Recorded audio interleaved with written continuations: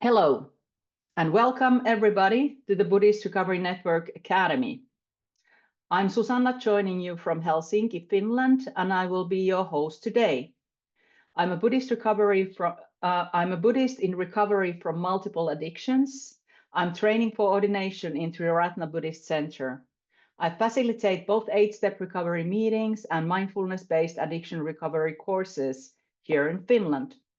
I'm the vice president of the board of the Buddhist Recovery Network. And I want to say as well that we have today Beth, who is taking care of the tech. And thank you for your generosity, definitely. Okay, and today we have an offering shared by our teacher, teacher who has come back quite a few times, Gary Sanders. And the title of the talk is Angulimala and the Wreckage of Our Past. And I will tell you more about Gary and the teaching in just a moment. But about dharma. All of our teachings are given freely, and we are blessed with some amazing teachers like Gary here, who have experience on the cushion, experience working with body, speech, and mind, experience in the ongoing practice of recovery by the way of Dharma. As we practice the Buddha's teaching of generosity, we invite you to give dana that will be given to support our ongoing Buddhist Recovery Network meetings and to support the speaker. You can give on a one-time or recurring basis using the link posted in the chat field. We sincerely thank you for your generosity. And Beth will share you the information to the chat to give the dana. Okay, so now we finally get to the introduction of Gary. Okay, I like the way this starts. Gary Sanders is a seasoned meditation teacher and Dharma guide based in Los Angeles, California.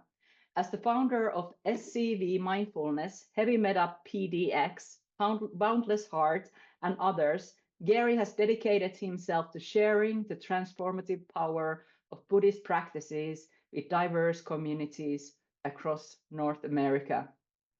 Authorized to lead Buddhist meditation and Dharma groups at Against the Stream Buddhist Meditation Society, Gary's teaching journey expanded when he joined the staff at Portland Insight Meditation Community. There, he was honored to be empowered to teach in the lineage of the revered Ruth Denison. Gary's approach is deeply rooted in the heart-based practices of the Buddha, which he explores and shares through day-long retreats, workshops, and online sessions.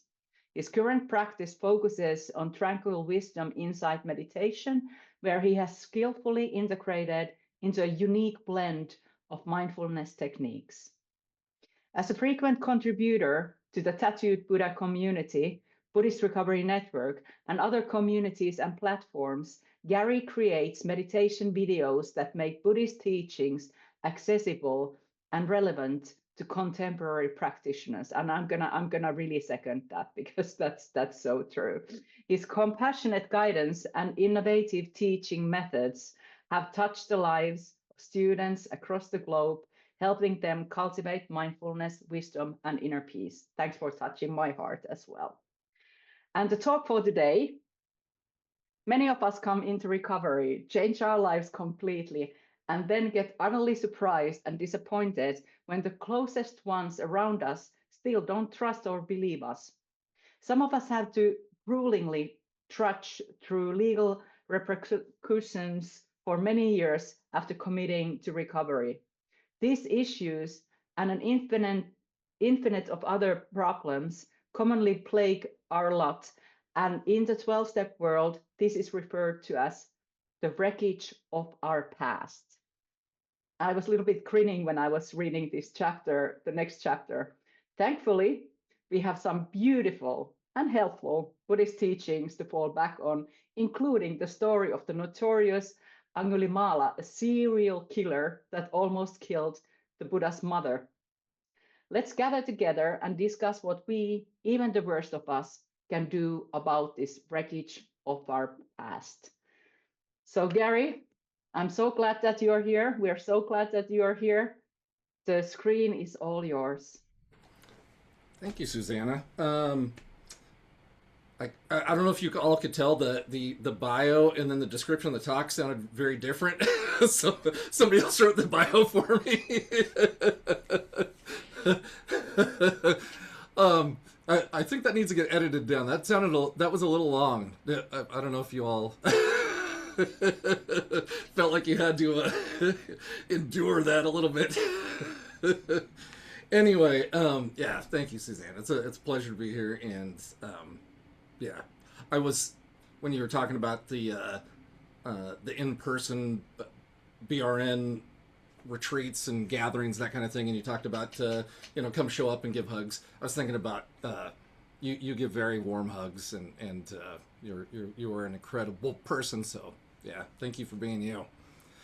And then just one other thing, and I may have wrote it wrong in the description of the talk, but Angulimala, and we'll talk about it later, but Angulimala almost killed his mother, not the Buddha's mother. So just to be clear about that.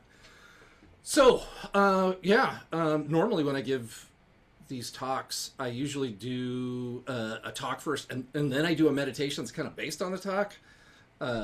But when in Rome, do as Romans do. The format here is usually a meditation first, and then a talk. So we'll do that first before we get into the meditation. And to be honest, our practice has already started. Hopefully you're listening to whatever degree that you're capable of right now, or reading if it's subtitles.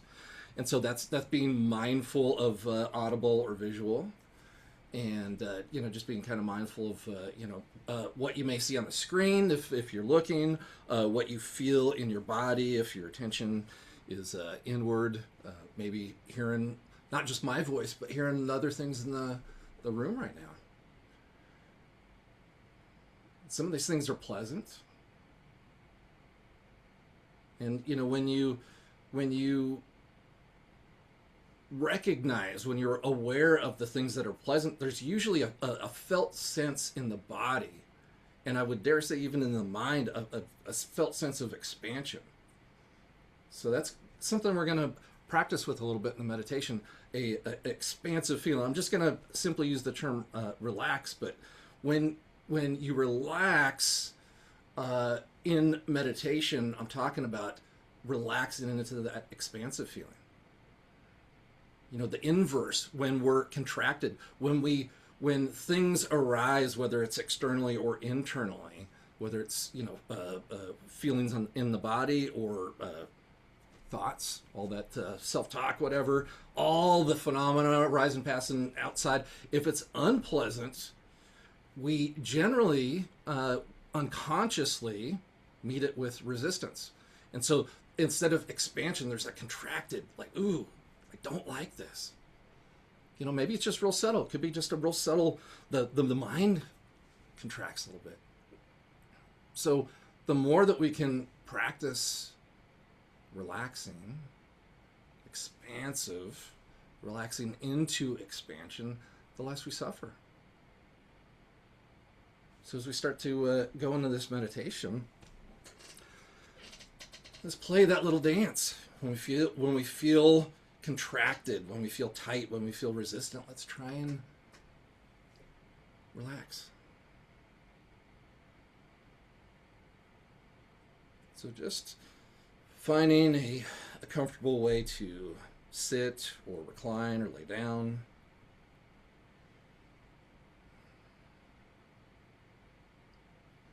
Turning your awareness inward.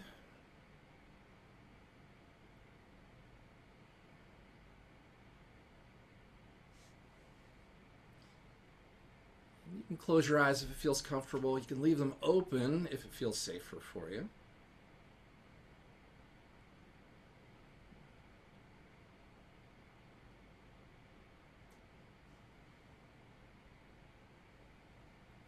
The biggest things I can recommend is I invite you to advocate for yourself. What feels safest for you right now? What feels helpful? What feels skillful for you? your posture, the way you're sitting, reclining, laying down, eyes open, eyes closed.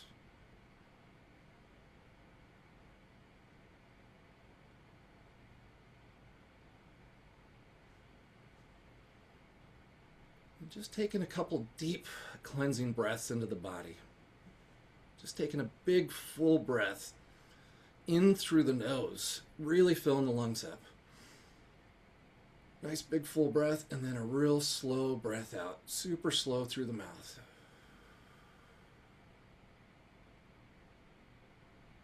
Maybe noticing that expansive feeling when you breathe out slowly. So another big breath in through the nose, really fill those lungs up, and then a slow release.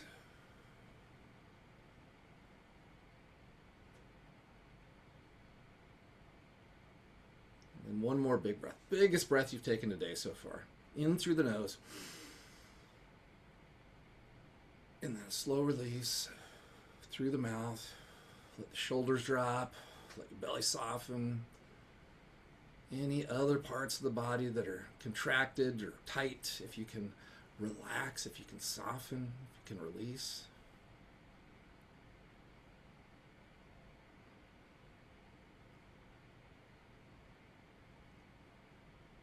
Then you could just let go of any effort that we've put into the breath, just allowing your body to find its own natural pace and breathing.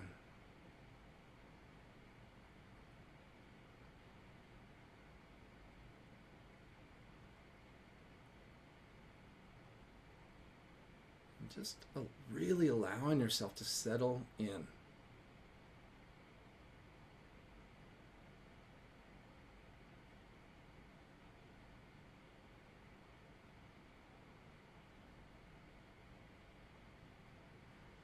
Even if the mind's really busy right now, all the stories are going on, or the plans for later, the rumination over the past, all that stuff can be happening in the mind. But allowing ourselves to relax and to find that expansion and just allow. Those thoughts can happen, but we can also allow ourselves to reside a little more deeply into our bodies.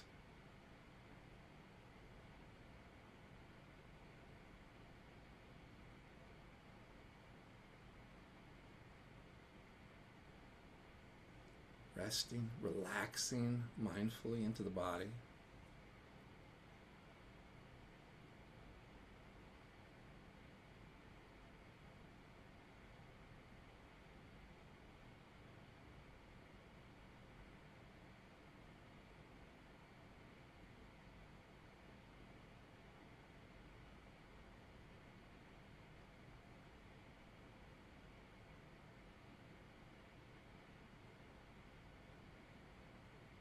So right now, just continuing to use our body as an anchor.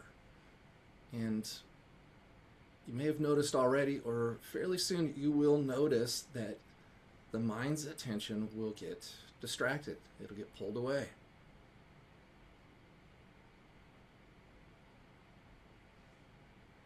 All those things that we talked about earlier, all the thoughts, all the stuff internally, the feelings in the body, the emotions. All the stuff arising, passing at our senses, all the external stuff, the sounds, and the movement, the light, the dark, smells.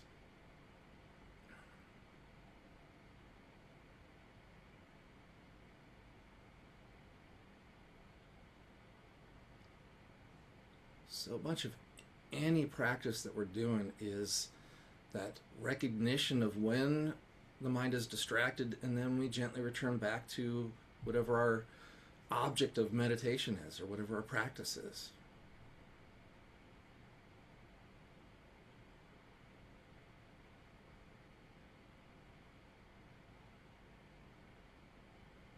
Right now we're using the body. This body.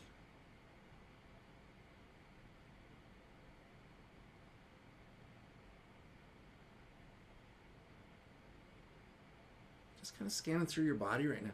Where is a comfortable and even safe point in your body to rest your attention?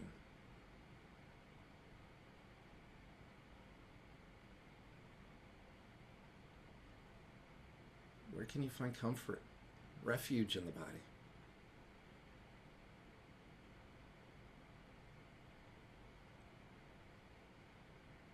Into that feeling of the rise and fall of the chest or the belly with the breath.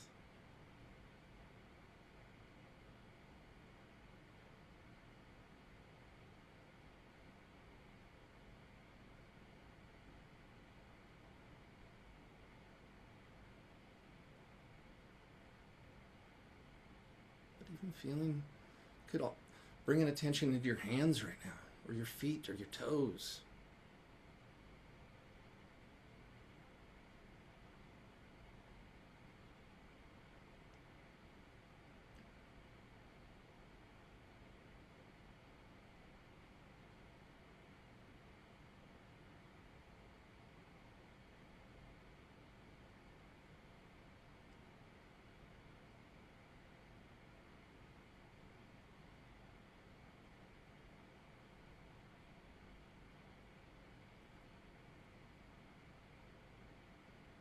So we're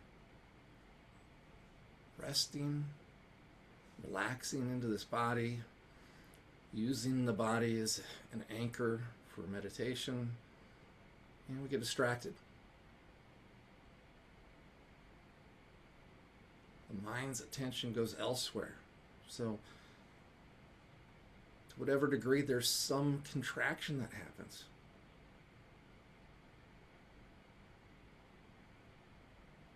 So we notice when the mind is elsewhere and we release the mind's attention.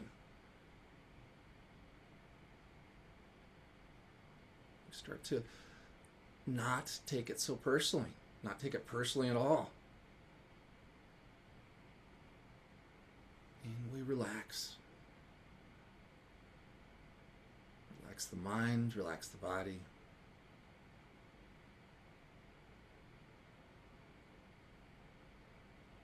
And I also invite you to smile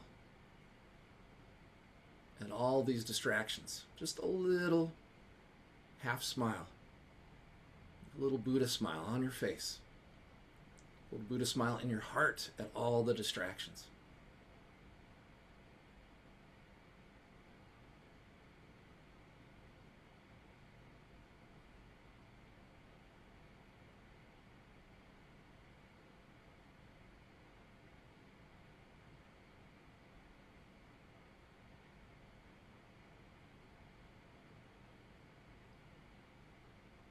Those thoughts, the inner talk in the mind, the pains in the body,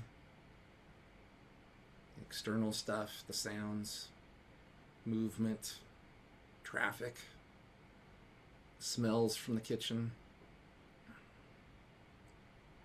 Relax, smile, and then gently return back to your body. Settle into this body.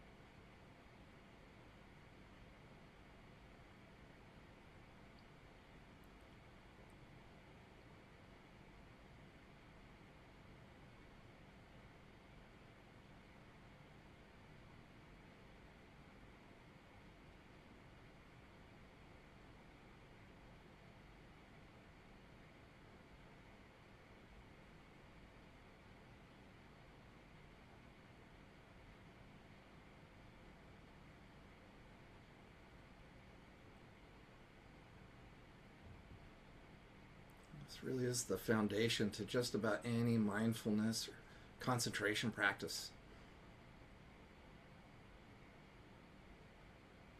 Get distracted. Release the mind's attention. We relax, we smile, and return back to our object of meditation. From contraction to expansion.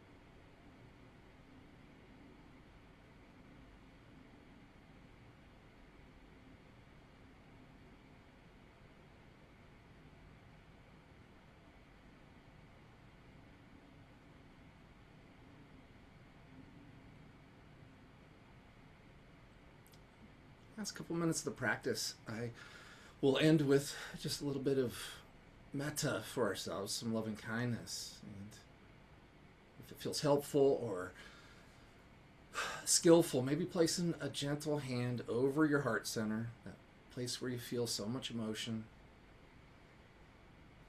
Maybe a hand or two. Intentionally breathing in and out of this place. And just silently offering yourself. May I be happy. May I be well.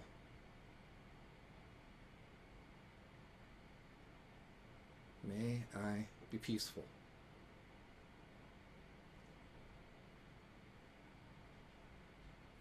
May I be happy.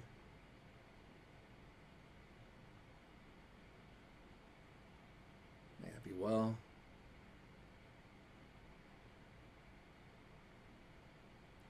May I be peaceful.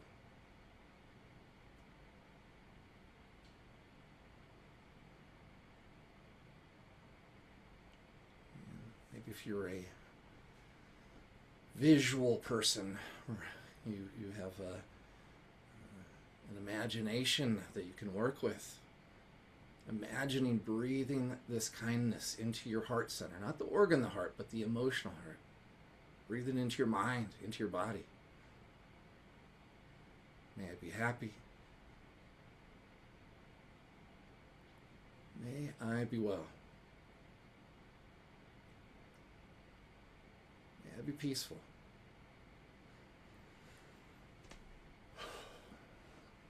Be taking another breath or two into the body and allowing yourself, when you're ready, to come back to the screen.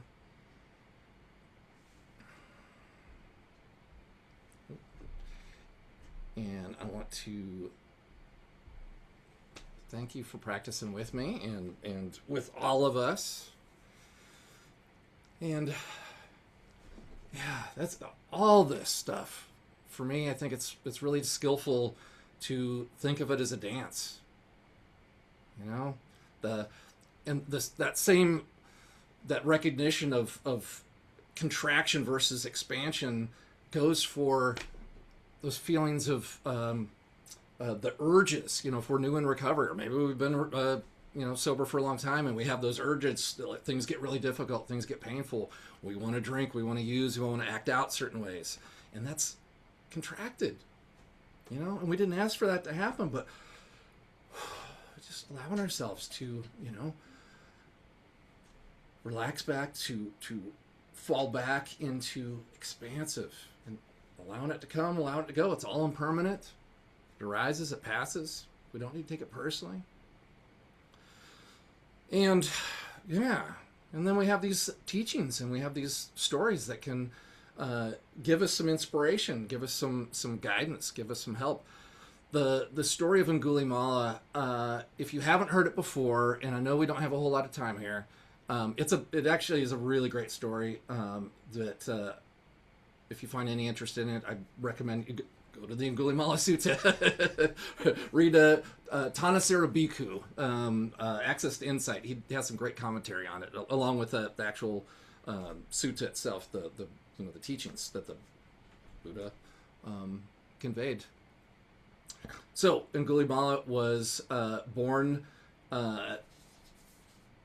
and given the name Ahimsaka, which means harmless. And before he was born, there was, and this is part of the culture there. There was a horoscope given to his mother and his father about who this boy was going to be, and the horoscope said that he was going to kind of be driven toward, he would lean towards being like a criminal, a robber, and kind of driven towards violence. So the father and the mother did everything they could to steer this kid in the right direction. They gave him this name, Himsaka, harmless one. They lived a very spiritual life, and then when he was old enough, they sent him to school to be a teacher, Buddhist scholar. And this kid grew up to be like this very large, and I think it resonates. I'm 6'4", so I know what it's like to be bigger than all the other kids growing up. But he not only was he really big, but he was super strong, and he was super smart. And very quickly, he surpassed all the other students, and he became the main teacher. And this is like a really famous teacher, a well-known teacher. He became the favorite student of this teacher, and so much so that all the other kids were really jealous, and as humans do, and it's not just in sitcoms these days. Back then, all the other kids were jealous, and so they set out a plan to convince the teacher that this kid wasn't as great as he seemed, that he had evil intentions. And it took a few tries, but the kids were finally able to convince the teacher that, like, oh, not only is this kid so good, he wants your spot. He's going to kick you out of your spot. He's going to take your job. And so, the teacher, was trying to think, well, finally convinced of it. He was just so paranoid and believed the whole thing that, he's like, well, I really should get rid of this kid, but, if he disappears or, he's found dead, while he's my student, it'll be super obvious. I can't get away with that. So he came up with this plan right at the end of the studies. Himsaka was right about to graduate, and the teacher called him in, and he met with the star student, and he said, okay, you're just about ready to graduate, but now you need to give me my gift. And this Himsaka is like, oh, well, okay, I'll be sure, of course, I'm devoted to you, my teacher. What is this gift?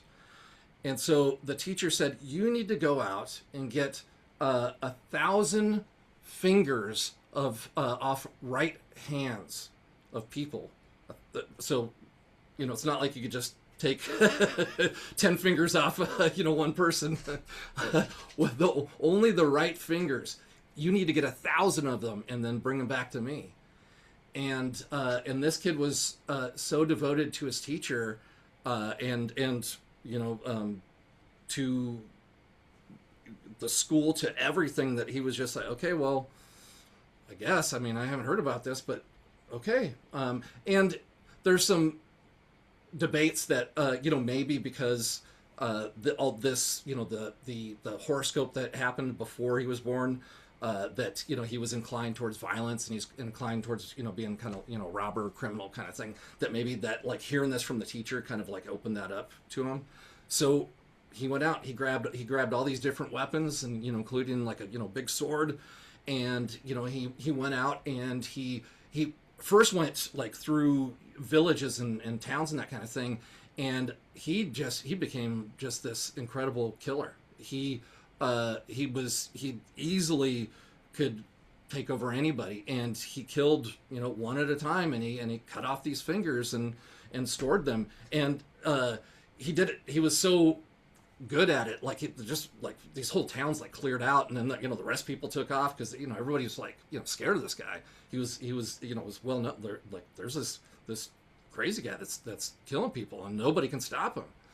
And so now he couldn't really go through the villages because everybody's like watching out for him. So now he goes out to this mountain and this kind of high road, and he's like hiding, and he's just like staying lookout. So anytime people were coming through this area, he would come down and attack them. And again, he was just like super successful and prolific. And and after a little while, he had so many fingers that I think it was something like he had set him up on maybe on a tree or a fence or something like that to dry out. But the birds, of course, like came down and picked at the flesh, and then the bones fell on the ground. And so his genius idea to preserve all these fingers, because killing 1,000 people is going to take a while, right? He decided to start stringing the fingers around a necklace and keep them around his neck. He was such a big, huge guy with this big beard.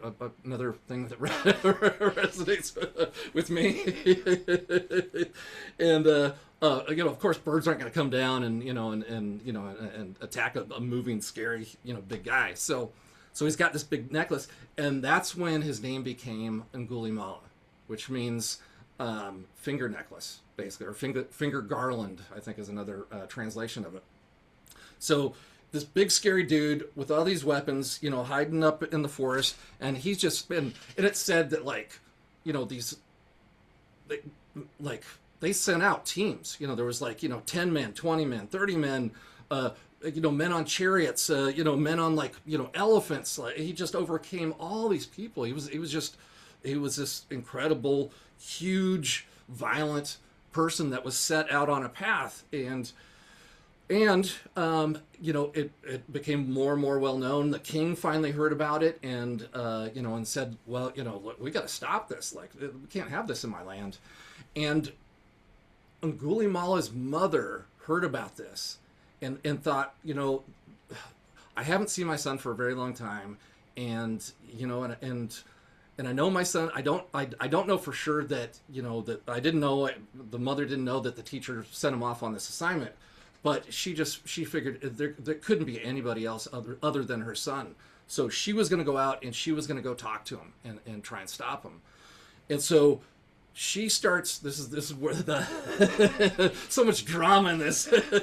She starts going up this mountain to talk to Angulimala, and then the Buddha, who had already been aware of Angulimala through the divine eye and the psychic powers that he had, he was able to see, all the past lives of Angulimala and the path that he was on, and he knew that Angulimala had the potential to fully awaken. And the Buddha also knew that if he didn't stop him, that Angulimala would kill his own mother. And at the time, matricide, killing your own mother is like one of the worst offenses, and it would send you, in the system of rebirth, it would send you to the lowest levels, the absolute lowest level. And the Buddha was like, I'm not going to let this happen. So the Buddha, through his powers, he was able to get ahead of Angulimala's mother. And Angulimala at that point had already seen his mother and was like, this sucks, but you know what? I have 999 fingers around my necklace, and I need to complete this. This is my task. And he's like, I guess I'm going to kill my mother. But then the Buddha, through his powers, was able to get in front of the mother, way ahead of the mother. And Angulimala was like, oh, right on. I don't have to kill my mom. I'm going to kill this dude. And even though I know he's a monastic, and killing a monastic's pretty much just as bad as killing your mom, but I don't know this guy, so I'm gonna kill him. And there was this whole thing that he just kept going after the Buddha, and the Buddha was just always able to stay ahead of him. Through his powers, he was just always able to stay ahead, and he was able to stay ahead of Angulimala so much that Angulimala just finally tired out, and there was exchange between him and the Buddha. while he was tired out, and the Buddha got to him. The Buddha gave him, a glimpse of some truth, that he was able to stop this, that he didn't have to do this. And Angulimala saw just the quality of the Buddha's presence, and in all things, the Buddha, and was just like, you know what, this other path I was on is wrong. This is the path I want to go on. So he asked the Buddha, hey, can I become, one of your monastics? Can I train under you? Can I, be devoted to you in this path? And the Buddha said, yeah, let's do it. And as successful as he was as a student, as successful as he was as a serial killer, as this murderous, one on a path, he became just as successful on the path of freedom, and he became a great monastic, and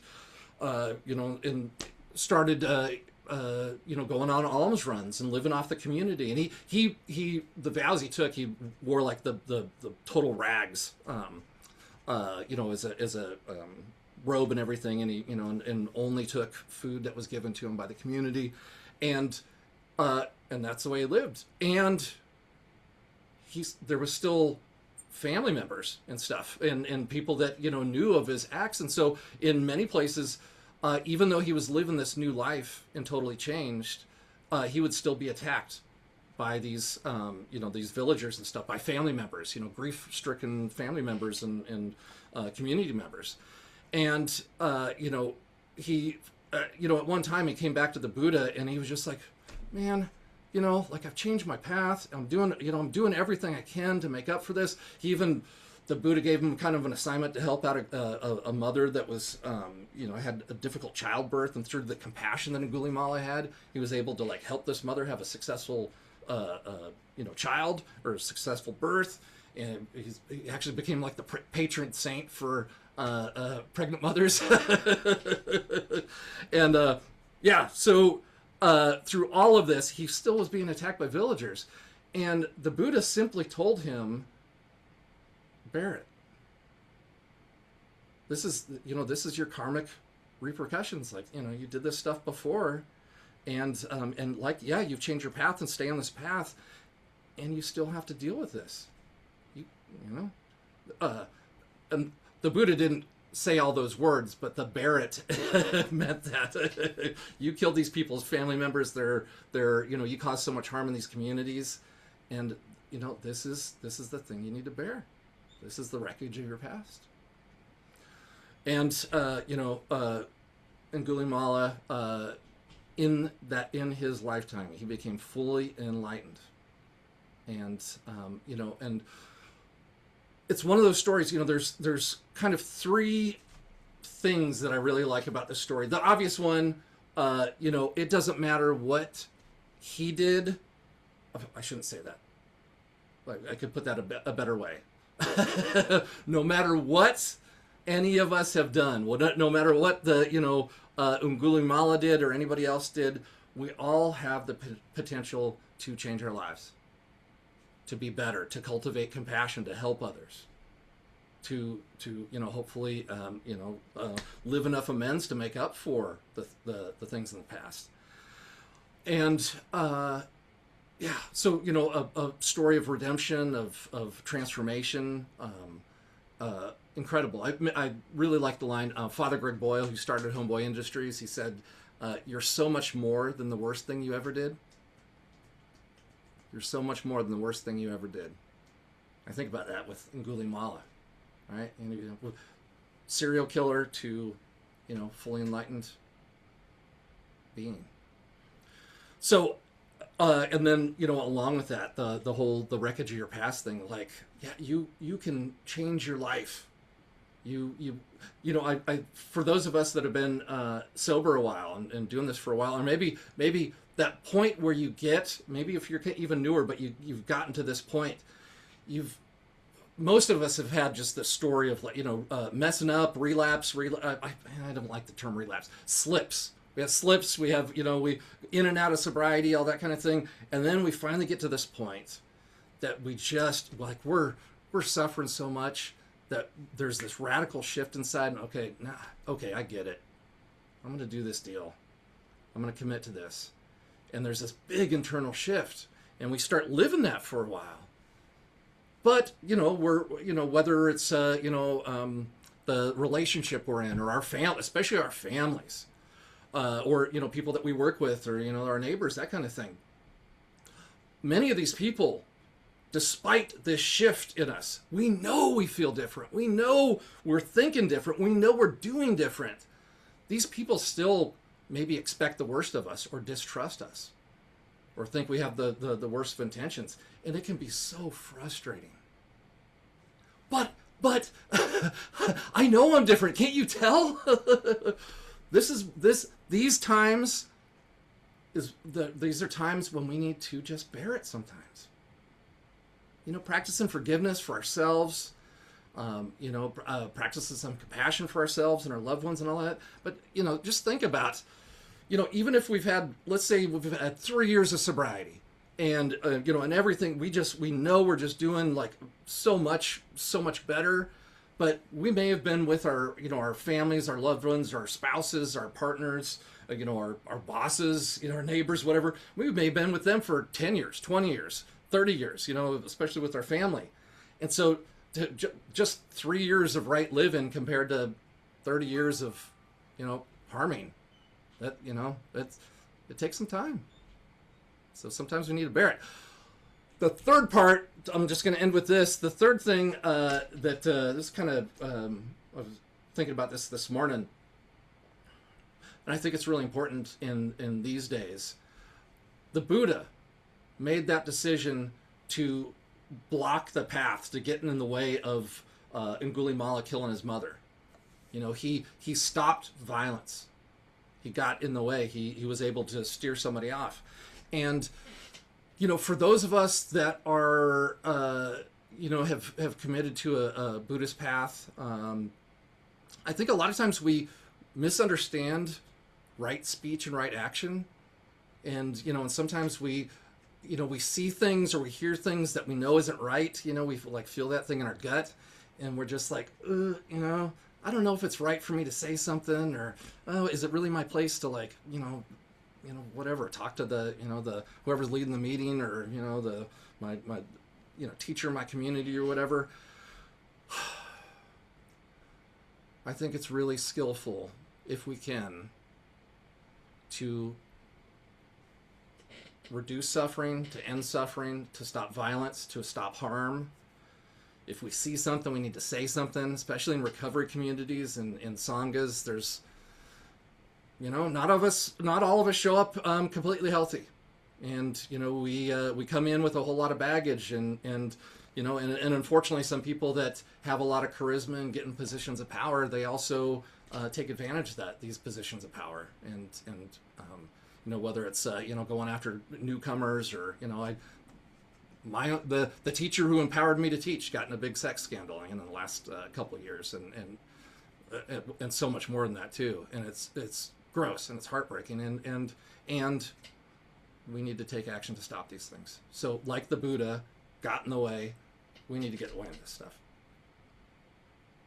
So that's my super abbreviated version of Angulimala. There's a lot more to it, but it's one that I really like. So. Thank you. You can send your reactions. I saw 2 hearts already there, so send your reactions to Gary.